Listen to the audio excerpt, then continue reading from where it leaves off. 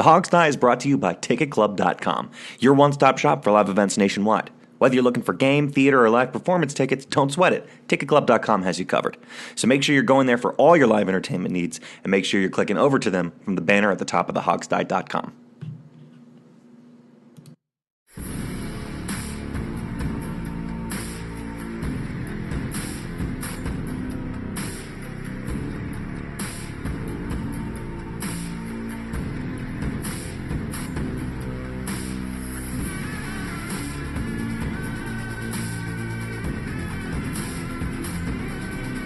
By fans, for fans, the Hog Style.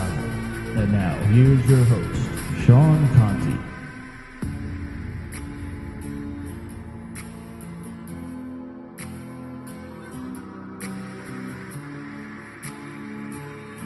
Welcome back to the Hog's Eye. It's December 3rd, Monday, Bloody Monday, I guess. Jamal sent a text an hour ago that said, fractured fibula for Colt, and my reaction to that, of course I'd seen him go out with injury, was Jamal. Good one. That's rich. But Jamal wasn't joking, and of course this is the real deal. Colt McCoy is again injured and lost. So it was Sanchez town from there on out. Boy, do we have a lot to talk about tonight. Man, this sucks. I'm tired. My name's Sean Conti, by the way. Steve Thomas, Alex East, Jamal Forrest here with me. How the hell are you guys doing? Well, I can make you feel a little tiny bit better. Tim Rippin now follows us on Twitter. Okay, I'll take that. I'm assuming this is a really? Yeah, Mark Rippin's brother. It's the brother? Yes. Can he play quarterback? No, I think he was a baseball player. Somebody. I don't know, but I think so. You know what? Market. Yeah, I'm okay with it, honestly. Yeah. Well, that's cool. That does make me feel better, Alex.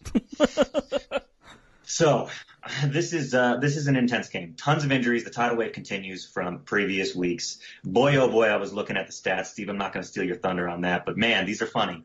So, do we want to just start there and drill down once we get the stats out of the way? We got to get the stats. Yeah, let's do them quick because they're painful. Yeah. It's painful. It's so painful. It's funny. Like a Band-Aid, Steve. Rip it off. Okay. The both quarterbacks, meaning Mark Sanchez and Colt McCoy together, were 17 of 25 or 131 yards, one interception, no touchdowns, 3 sacks, quarterback rating of 67.1. Mark Sanchez individually was 13 of 21 for 100 yards, 1 interception, 2 sacks, quarterback rating of 53.7.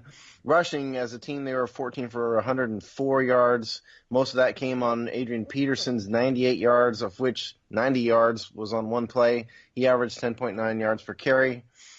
Chris Thompson in his big return was 3 carries for 3 yards. Receiving-wise, Josh Doxson was our leading receiver, 3 receptions, 51 yards. Jameson Crowder, 4 for 36. Jordan Reed, 4 for 21. Chris Thompson, 3 for 18. Vernon Davis, 2 for 15. And Michael Floyd got 1 catch, 9 yards. So, real quick, you take out Peterson's 90-yard run, and we average 1 yard a rush for the That would be exactly correct, yes. Good job. Good job, guys. Wow. I'm impressed you did the math in your head that fast. Yeah, after a couple beers, too.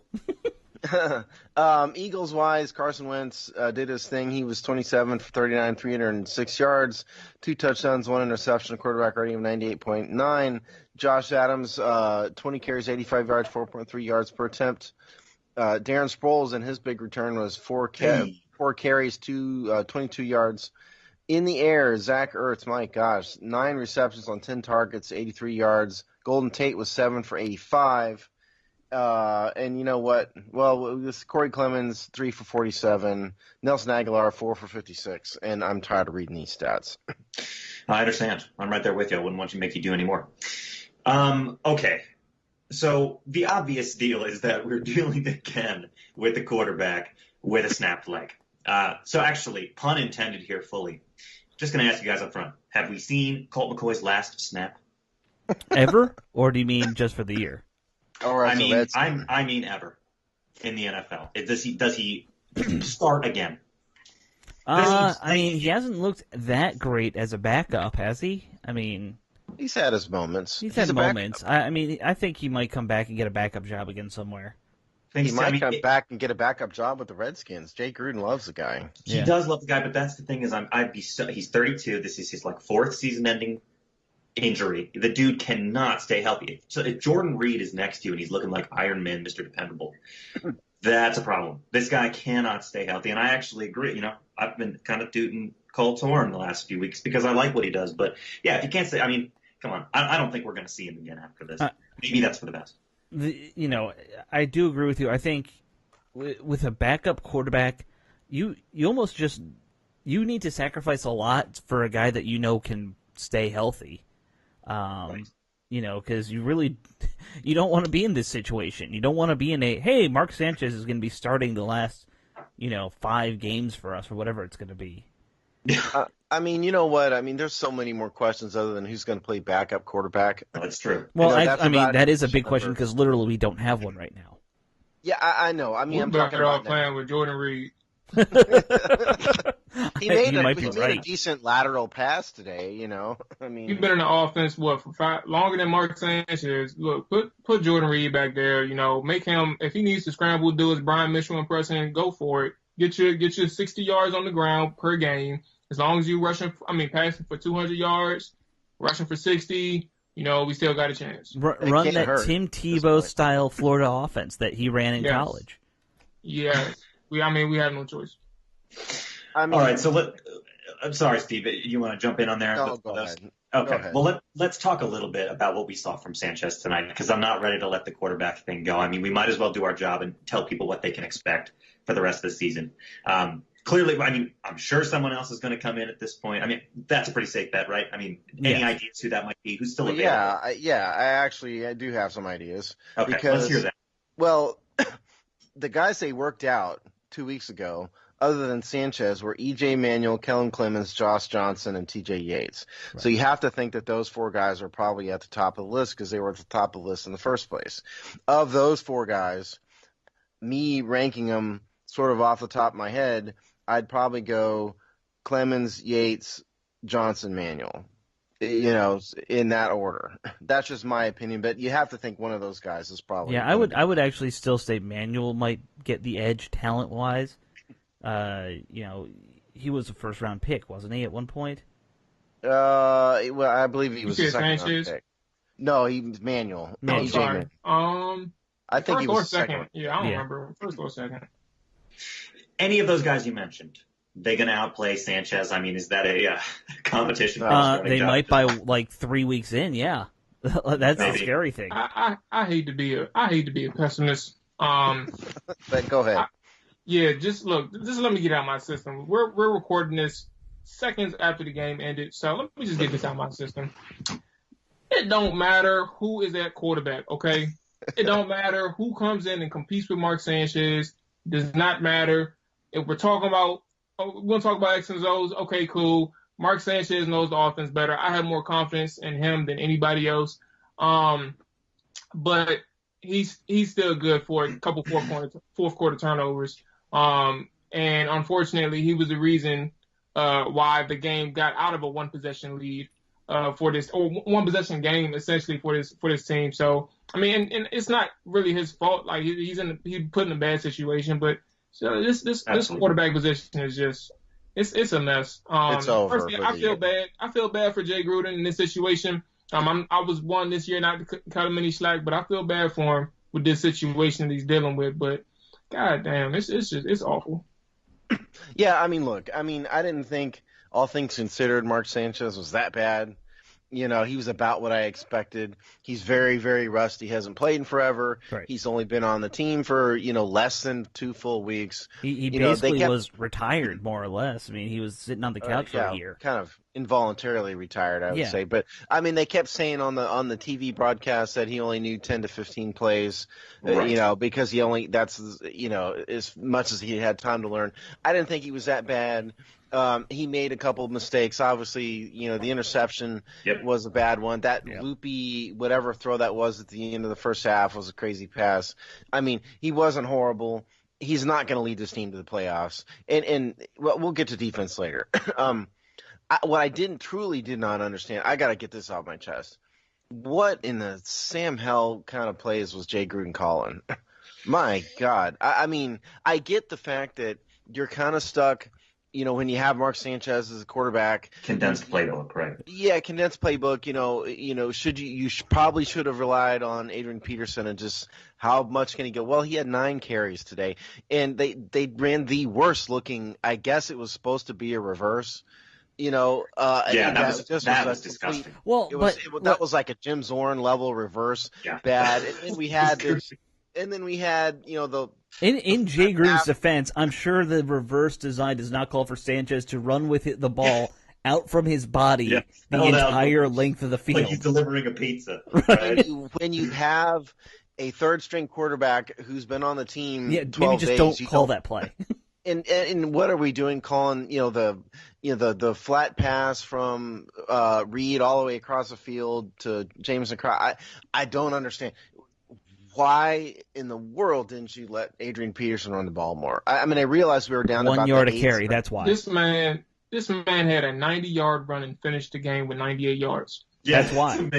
That's amazing. Every single run, other other than option. that big run, Steve, he was having to make 2 jukes to get to the line of scrimmage. I realize that, but what other is a better option a bad reverse to Jameson Crowder?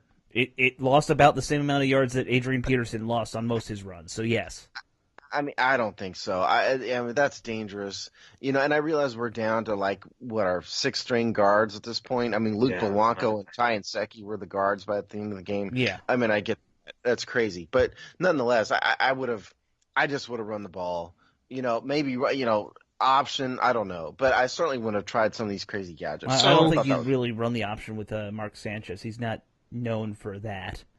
So at that point, I agree, Alex, and I agree with you. I agree both of y'all.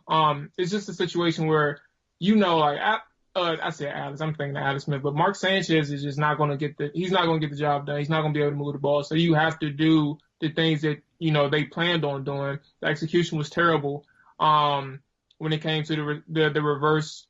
But it's crazy because if it was some type of crisp execution at all, Jameson Crowder has room to run on the other side. And that's unfortunate. The second thing is the throwback with Jordan Reed to Chris Thompson. If Trent Williams, who is whiffed on three counts on my end, he's whiffed on the perimeter. If he gets that one block that he's supposed to get, and you can see him after he misses the block, he holds his head on the ground as he misses. He knows that if he gets that, Chris Thompson has at least 30 yards to run, and it's a different game. So yes, I agree with both of y'all. Different play calls maybe more comfortable, but at the same time, you did have to come out of that. You had to come out of your trick bag because Mark Sanchez, traditional offense, you're not going to get it done. You're not going to move the ball. Yeah, but you just aren't going to execute those kind of trick plays when the man has never practiced them. Right. That's for them sure. once. It's a long shot. Now I will also say Trent Williams. This has been a bad year for him overall, and this game he had a bunch of holding penalties. He had a bunch of plays like that one where he just kind of missed his guy in in what could have made a big play if he had gotten to him. Prime Trent Williams doesn't play like this. He's a shell of himself, it seems like. I think he's just having a bad year more than anything. I don't know if he's a shell of himself. I think he still moves, the way he always has. I just think he's having a bad year. And the whole offensive line is having a terrible year. These holding calls. It's been a terrible 2 years at this point. These holding calls and the false starts are just out of control. How many of these has Morgan Moses had, this year? I counted 10 accepted penalties, and I think it was 13 total, and that was with me missing the TV broadcast on the first drive, because I was stuck in a traffic jam. But it's just between the holding penalties, the injuries, we're down to the third string quarterback. It's hopeless at this point. They did the best they could. I honestly didn't think it was that terrible an effort, all things considered. They didn't quit until halfway through the fourth quarter.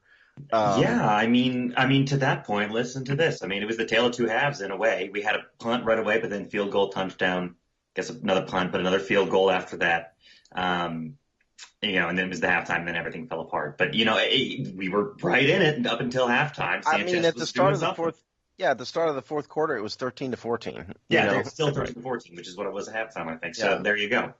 So let me ask you this, because I'm seeing a lot of little birdies chirp on our forums about this right now. Jay Gruden, we just alluded to it a little bit, but I'm seeing a lot of people saying, make the move now, get rid of him. How does that hit you? That's crazy. Yeah, seeing a It's just lot of ridiculous. I mean, you guys know what I think of half those people that you're talking about on that comment section. Well, I but mean, you see it a lot on Twitter too, which That's that's everywhere. not as That's well, that's surprising just either. as crazy. I mean, what do you expect? I mean, I don't blame Jay Gruden for two legs being broken. Right. You know, I'm sorry, and I don't blame Fantastic point. I might blame him for not keeping a third quarterback at the beginning of the year. That I blame him for. Right. But it is what it is, and you just weren't going to come in and beat the Super Bowl champion Eagles on Monday Night Football, with Mark Sanchez. I mean, beating them with Colt was the tall order. Yeah, or any third quarterback. Yeah. And the Redskins, again, we all know how bad the Redskins have been on Monday Night Football for a generation. It was a tall order even on their best day. And quite honestly, the fact that the spread was, what, a 15-point spread? Something like that. Is a minor victory of sorts. Well, That's one way to look at it. And my thing about getting rid of Gruden mid-season, this isn't a team. We saw what Green Bay did, but they have a coach on their roster. They're like, we want to see if this guy's got it. In Philbin, I think it was. They want to see. Well, they also have a quarterback who hated his coach. Right. I mean, I kind of get it. What do you expect an interim court? What are you going to make? I don't know. Callahan or Greg Minuski, the interim coach. What is that going to accomplish? Absolutely nothing. Right. Neither of them have any potential. The only guys who could be coaches in the future are probably not ready yet to even take on the interim role. It doesn't serve a purpose, No, it doesn't. to me.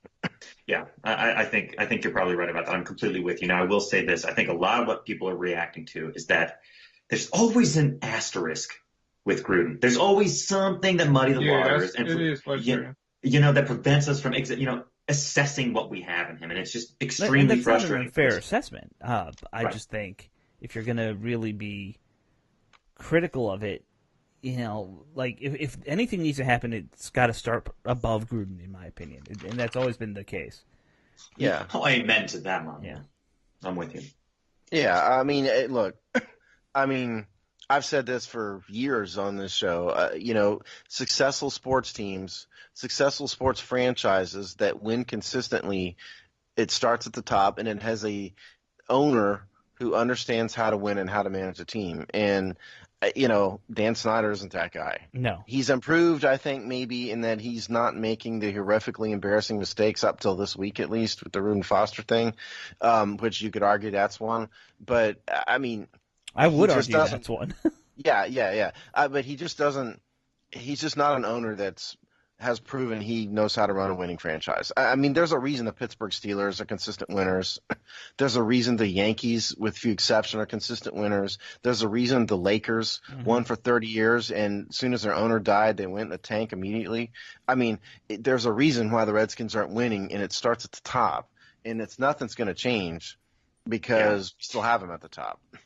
Okay, well, let me ask you this then, to this point. Looking back on it all now, the Redskins went into this season with two, 30-plus-year-old quarterbacks.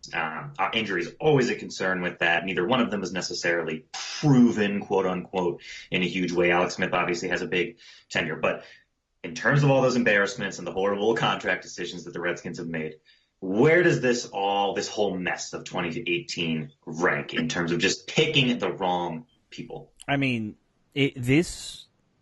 we might look back on this season as a worse roster situation than what we had at the end of the Jim Zorn era.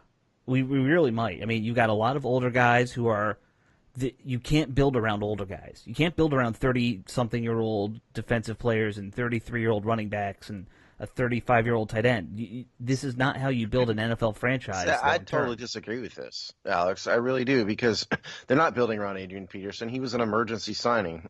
Right. The reason why he's here at all is these are the guys who are making all their yards. It's because it was an emergency.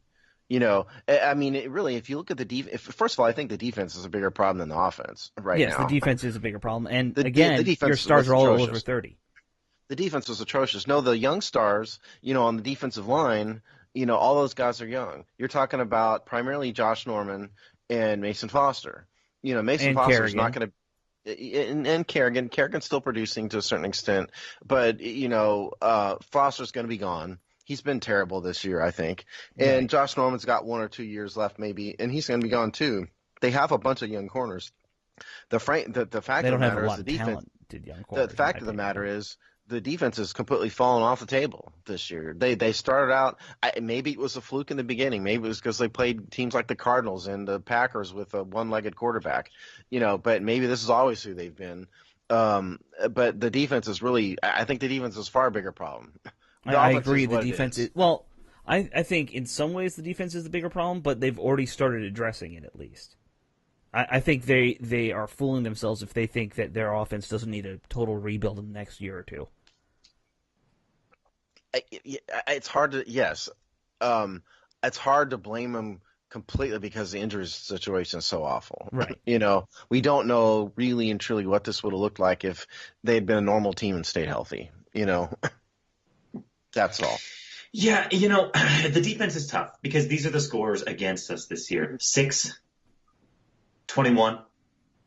That's, by the way, completely winnable score. 17, 43, which was ugly, but then 17, 17, 13. These are winnable scores. Almost all of them this season have been winnable scores. So I get what you mean. Like, you look at the games and you're like, man, the defense is falling apart. They're really crapping the bed. But when the dust settles, if the offense was able to do its job even a little bit, it wouldn't be an issue. We'd look at this whole thing differently. I'm not saying the offense is good. The offense has been terrible. No one's saying that. I'm just saying the enormous number of injuries along the offense has really had a serious effect. And the fact of the matter is that tonight against the Eagles ran up and down the field on them. They just couldn't get the ball in the end zone more than anything else. Absolutely, and let's do that. Let's talk a little bit more specifically about defense from here on out. So, you saw some good stuff. You saw, Josh Norman's interception and a huge run back. But you're right. I mean, overall, you're just not able to get it done, which is what we've seen a lot. We've seen flashes of really good stuff, but, not enough to compensate for the complete lack of production on offense. Let me say about Norman's interception. Great interception, but he was getting beaten up pretty well most of the game outside of that, wasn't he? I mean, he let up a couple big plays here and there on third downs where he just wasn't covering his guy good enough. Yeah.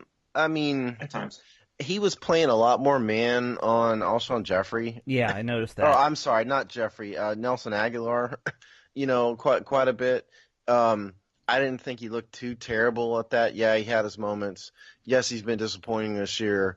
I mean, the bigger problem is they can't cover the tight end, and then you have Golden Tate goes crazy because he's far down the depth chart, and then you've got guys like Greg Stroman, and Danny Johnson, who are rookies, Right. playing against a seasoned vet like Golden Tate.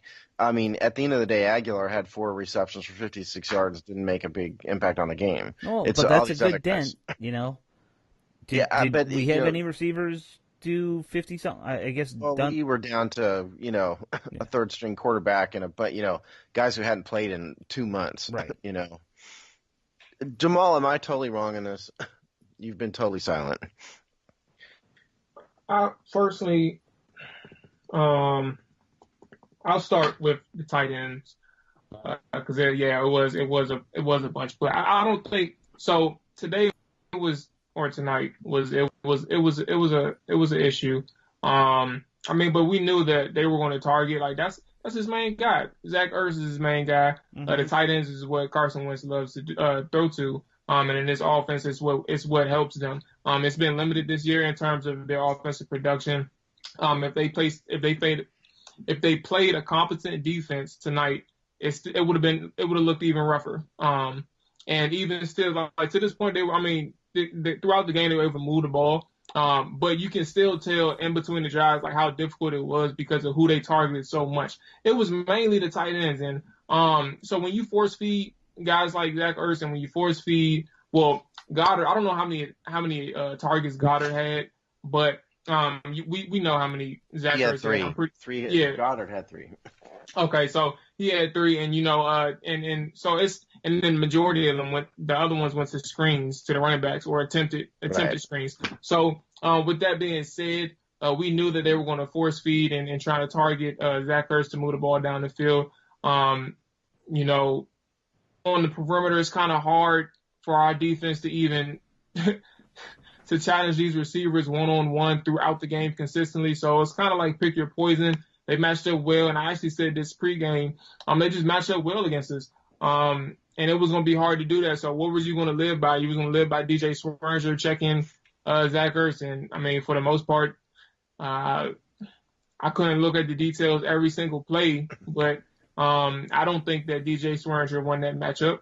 I mean, I don't know if anybody disagrees with me, but I mean, Zach Ertz had a night, and it wasn't like a great night like the 15 catch or 17 catch, whatever it was, but he had a night, and we couldn't do anything about it really. I mean, look, we don't have linebackers who can cover. Who are good at pass. We had Zach Brown on Ertz, for a good bit of the night too, and I mean, it's amazing how bad he is at pass coverage considering how fast he is. But that's not a matchup you want. We really didn't have anybody who. Because Joel's right. I mean, the thing I'm surprised they haven't done is try Harvey Clemens on tight ends more. He's a safety playing linebacker. You'd think that he would be able to cover a little better. Yeah, you'd think. Something's got to give there. And to reinforce that, Josh Adams, I think, Steve, you might have mentioned him real quick in the stats, but 85 yards on the ground. That best game of the season by far. This guy wasn't doing much at all until he faced us. So that just speaks to the problem with the line and the linebacker specifically. I mean, something's got to give there. Ioannidis needs to get healthy. Steve will probably make fun of me for saying it, but this line does not look the same since he got hurt and was out of it. When you see him later tonight, ask him how he feels. Yeah, yeah, he will. Maybe he will, Steve. By the way, Steve, do you have any ticker tape going right now? We're recording right after the game, but any clarity on some of these injuries? Yeah, I'm trying to look right now. Well, while you're looking, it's kind of amazing that Colt McCoy played with a broken fibula. I guess he played one play on that broken fibula. Because I think he played one play, and that's when they took him out after the drive or something. We kicked the field goal or whatever, but that's pretty. Okay, pretty impressive, but I don't want to see that. I do have injury news. Okay. We know McCoy fractured right fibula, done for the year. Jonathan Cooper done for the year, torn bicep tendon, so he's gone. We also saw injured in the game. Tony Bergson went out, did not come back. Ty Nseki was playing right guard. There's no update on him. Moreau went down briefly. Ryan Anderson went down. I didn't hear a word about him on the broadcast, but I didn't see him come back in the game either. No word on him. So what we have right now is McCoy and Cooper both done. All right, super. That sounds great. Super. All right, let's do it, guys. You want to do it? You want get out your lingering thoughts now, vent your frustrations now, because we're going to do game balls after that. Suffer through it. So, I mean, I don't know how frustrated. I mean, I'm more frustrated.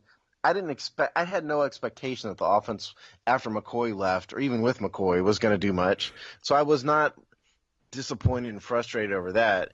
I was more disappointed in the defense because, despite, like you pointed out, Sean, they only gave up 28 points, but the Eagles just ran up and down the field on them. Yeah, and if it wasn't for Josh Norman's interception, and a couple other things, the score would have been uglier. And I don't know what happened. I don't know if these bunch of young guys up front are getting tired because the season's dragging on compared to, I don't know.